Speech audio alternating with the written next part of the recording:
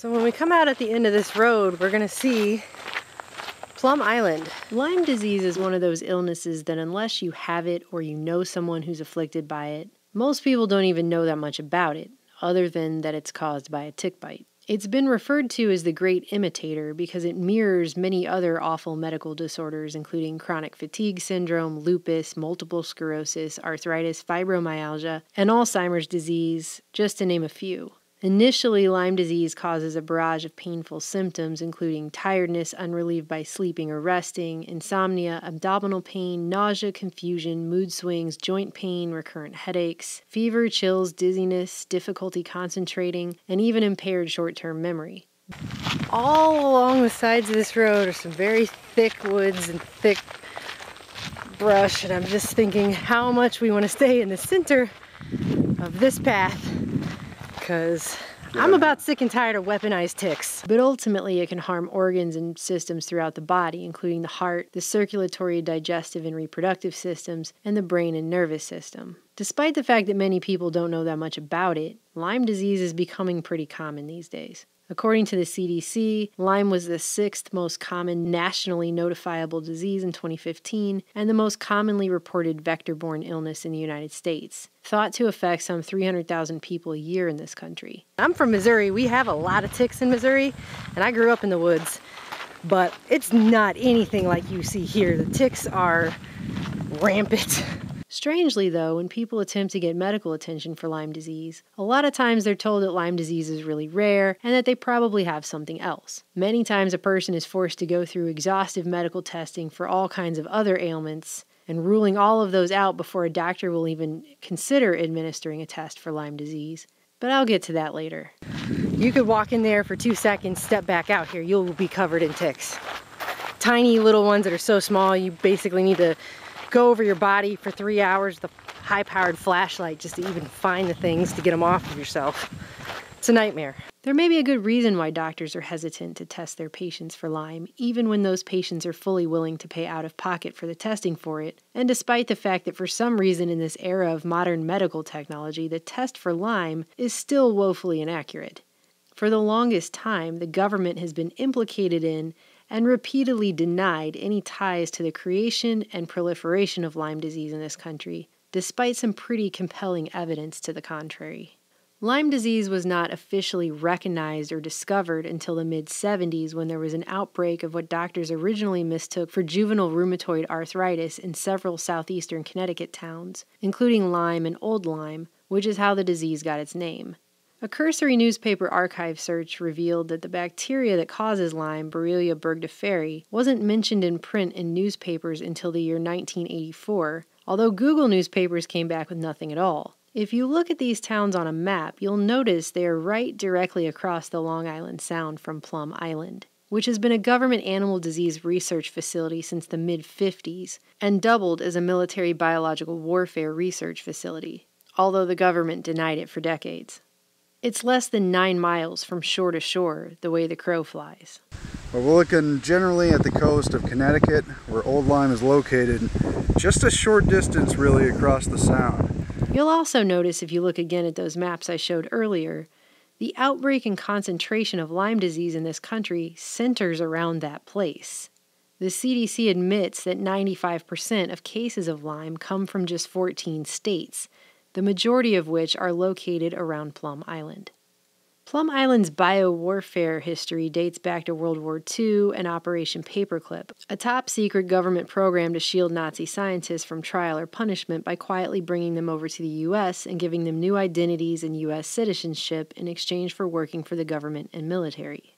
One such Nazi scientist was Dr. Erich Traub, lab chief during World War II for Nazi Germany's Insel Reims, a secret biological warfare laboratory on an island in the Baltic Sea where Traub worked directly under Hitler's number 2, Heinrich Himmler. Traub's job included spraying viruses from planes over occupied Russia. Prior to the war, just by the way, Traub had been involved in Nazi activities in the U.S. at Camp Siegfried on Long Island, just 30 miles from where Plum Island would eventually be located, while he was here on a fellowship studying viruses and bacteria at, of all places, the Rockefeller Institute. Plum Island was specifically named for Cold War biowarfare research alongside Dugway Proving Ground and Fort Detrick back in the early 50s, when the U.S. biowarfare program and clandestine germ warfare trials first began. Eric Traub completed his Operation Paperclip duties working for the American Biological Warfare Program from 1949 to 1953, during which time he consulted with the CIA and scientists at Fort Detrick before returning to West Germany in 1953 to run the country's own Insel-Reims-like experimental virus facility in Tübingen with the U.S. government's permission. Not only did USDA officials visit Traub's lab over there, but Traub also briefly worked for the USDA, which oversaw Plum Island, and throughout the 50s he was in regular contact with Plum Island's director, Doc Shahan. He was also at the Plum Island dedication ceremony in 1956 and visited the place at least twice after that in 57 and 58 when Plum Island's lead scientist, Dr. Jacob Traum, retired, and the USDA considered replacing him with who else? Dr. Eric Traub. Seems like they got the location idea for Plum Island from Insel-Reims. Can't imagine who gave it to him. In the 1970s, attorney John Loftus was hired by the Office of Special Investigations, a unit set up by the Justice Department to look into Nazi war crimes. He was given a top-secret clearance and allowed access to decades' worth of classified documents. Loftus turned up records of Nazi germ warfare scientists who came into the U.S. and experimented with dropping poison ticks from planes to spread rare diseases. He also specifically mentioned in his book, The Belarus Secret, that he received information that suggested the U.S. tested some of these poison ticks on the Plum Island artillery range during the early 1950s when it was called Fort Terry. This story was further validated by attorney Michael Carroll in his book Lab 257. Carroll claims that not only did a source who worked at Plum Island in the 50s tell him that some of the workers purposefully released ticks outdoors on the island in 1951, and that they all referred to one of the scientists involved as, quote, the Nazi scientist, but Carroll says he dug up a box of 1950s USDA files from the National Archives vault that included 3 folders, 2 labeled Tick Research and 1 labeled E. Traub. All 3 were empty. Even more damning, in an article in the Journal of Degenerative Diseases, Marjorie Tetchin reported that 60% of chronic Lyme patients are actually co-infected with several strains of mycoplasma, the most common one being Mycoplasma fermentans, which just so happens to be patented by the U.S. Army and Army pathologist Dr. Lowe. Today, the official story touted by government scientists is that the scientific evidence does not support Lyme disease originating on Plum Island. This is despite the fact that researchers at Plum Island were experimenting with hundreds of thousands of hard and soft ticks on Plum Island, where classified top-secret biowarfare research was being carried out by the U.S. military for decades, and that the first outbreak of Lyme happened right directly across the Sound from Plum Island, where thousands upon thousands of birds fly, and despite the fact that they've been forced to admit culpability in the outbreak of other types of viruses on the island due to the unsecured nature of these experiments, especially in the early decades. Experimental animals for which being kept outside in open-air pens up through the late 70s, when a highly contagious foot and mouth disease outbreak on Plum Island in 1978 ended in the government being forced to put over 200 of its own animals to death. The U.S. government continues to pretend like it couldn't possibly have had a hand in Lyme disease. Then again, the U.S. government has repeatedly denied that there was even any biowarfare experimentation going on Plum Island for decades, up until documents proving otherwise were published by Newsday in 1993. Meanwhile, Canada's been complaining in recent years of Lyme disease proliferating there due to migratory birds picking up black-legged ticks when they fly south into the U.S. for the winter and come back up there with them. Of course, I guess it would be a PR lawsuit nightmare if they did have to admit any culpability of this after decades upon decades of Americans suffering and probably dying from Lyme, which they would obviously avoid at all costs in the interest of national security.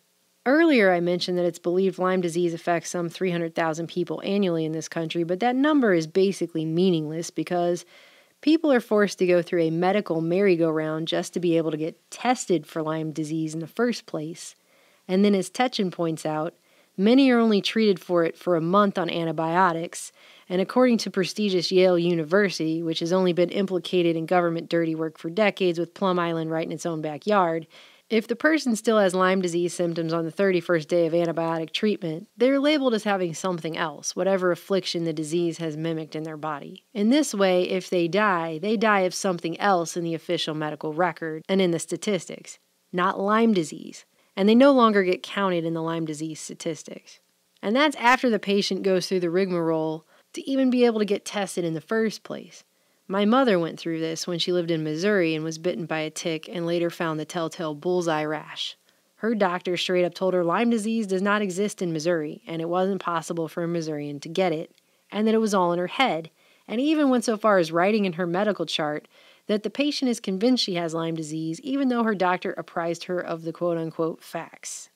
She ended up having to go to a different doctor and plead her case to him and essentially argue her way into even being allowed to get the test to begin with. This right here is how statistics continue to be toyed with even to this day in order to cover up an epidemic that is linked to government biowarfare research. If you've ever been to Long Island, you see the signs everywhere in parks warning you about ticks and Lyme disease. That place is absolutely infested with them. Decades of animal disease research and burying the wastes of that research on Plum Island itself has left the entire place an environmental disaster. And according to Carroll, repeated attempts to decontaminate the crumbling Unsecure Lab 257 failed, and they finally had to build a whole new building on the island. But the thing is such a mess that USDA and DHS, who jointly run Plum Island, started asking about moving it in the last decade, and you'll never guess where they decided to move the Plum Island Animal Disease Research Facility to. Very creepy stuff, and yet somehow they find a way to make it even creepier than Nazi-connected bio research agents, because they're about to move Plum Island, or have already started, to move it to Manhattan, Kansas, in the middle of cattle and GMO crop country. And Tornado Alley. And Tornado Alley. So what could possibly go wrong? Well, how about everything? Manhattan, Kansas. Basically right smack dab in the middle of the country. That's right. As Congressman Michael Burgess pointed out at a September 2009 Oversight and Investigations hearing on federal oversight of high containment biolaboratories held before the Committee on Energy and Commerce, which was held a week after, by the way, the vote on the House resolution to move the Plum Island facility to Kansas, quote, "The language of the resolution proudly touted that 45% of the fed cattle in the United States and 40% of the hogs produced in this country are in Kansas. Considering that hoof and mouth disease, which is the primary research being done at Plum Island, is a disease which can spread with devastating swiftness from humans to cattle and hogs, shouldn't we have done our O&I hearing on the scientific evaluations being done at DHS before we voted on a resolution saying that Kansas was the best pick? Gee, you think?" Yeah, a lot of people would probably say, so what, no big deal to Island of Dr. Moreau. Just a little genetic engineering, little mutants, little hybrid. Few diseases. Little animal cells in our human DNA, little diseases here and there. Yeah, no big deal. Mm-hmm.